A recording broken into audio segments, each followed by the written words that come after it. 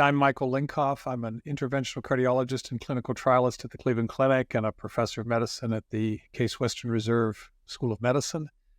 My name is Jane Reusch. I'm a professor of medicine at the University of Colorado and the Rocky Mountain Regional VA. Is there something between the failure of existing pharmacotherapies and lifestyle and bariatric surgery, on the other hand, which may actually produce cardiovascular benefit? That's where this class of GLP-1 receptor antagonists holds some promise, particular promise. So in patients who are obese or overweight, these drugs reduce weight substantially, more than any other pharmacotherapy. Up to 15% placebo-corrected weight loss over the period of time while patients are tested on the therapies. And also in patients who have diabetes, then there is evidence that these drugs not only reduce weight and not only improve glycemic control, but actually reduce more cardiovascular outcomes. Several cardiovascular outcome studies in patients with diabetes have shown approximately 15% reductions in hard cardiovascular endpoints. In patients with diabetes, in that setting, with type 2 diabetes, there's a clear standard of care at this point that these drugs are cardioprotective.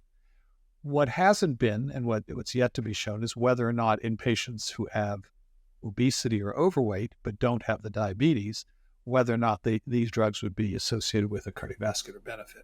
And the promise for that is certainly one that we could speculate, but we would think would be related to not only the magnitude of weight loss, but the mechanisms by which GLP-1 receptor agonists work and the potential beneficial effects on the cardiovascular system, reduction in inflammation, reduction in blood pressure, improvements in glucose metabolism and insulin sensitivity, et cetera.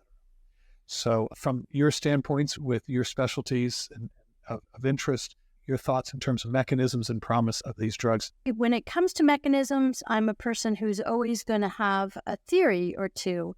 I do think that it is the burden of adiposity and the health of the adipose tissue that are both important.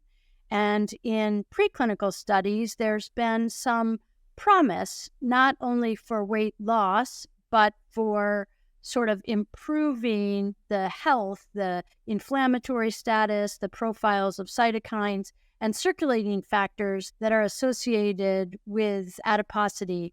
And so I think that we're going to be looking, as we look at these cardiovascular outcome studies in people with overweight and obesity who do not have diabetes, we will be looking to try to understand which aspects of the health improvement and cardiovascular risk mitigation come from the weight loss itself versus the impact on glycemic control and other factors.